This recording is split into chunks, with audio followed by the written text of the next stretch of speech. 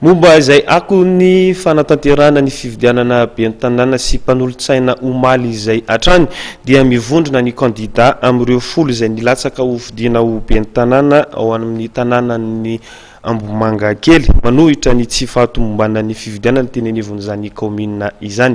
Ny sary avy hatrany aromde hoarahantsika. Mangataka ny amerenana ny fividianana eo anivon'ny komina Ambomanga kely ny sivy amin'ireo kandida folo izay nilatsaka ho vidiana eo anivon'izay komina izay. Nivondrona moa ireo kandida ireo manohitra ny tsy fahatomombanana samihafa nandritra ny fividianana kominaly no tanterahana omaly. Dia nanapa-kevitra izay kandida sivy mianadamianaka fa tokony ho foanana ny fifidianana teto anatin'ny komina Ambomanga kely ary tokony averina Antsoavo ataonay amin'ny senity zany. Matoy izahay kandida sivy mianaka mianabareto mitambatra dia satria noho ny fatsapahanay fa misy zavatra tsy mandeha amin'ny tokony ho izy na talohan'ny fifidianana na nandritra ny fifidianana zany.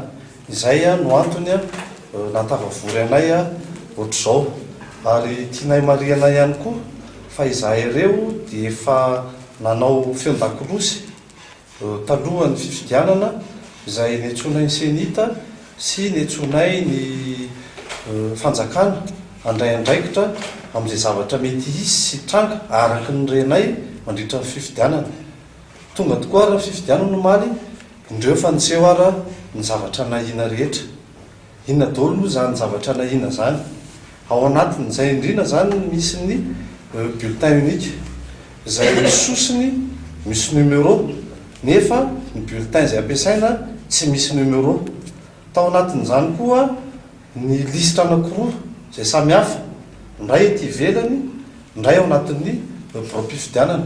Lisitra anankiroa samihafa ampiasaina amin'ny birao fandatsam-bato anankiray mandritra ny andro fifidianana, izay mampisabadidaka tokoa ny mpifidy ary tsorona eto fa zay no antony anankiray koa nampiena ny tapavitrian'ny mpifidy tato anatin'ny komina Ambomanga kely satria nisy ny voasoratra ao anatin'ny lista ty ivelany fa rehefa tonga ao anatiny izy tsy ao anatin'ny lista ao anatiny.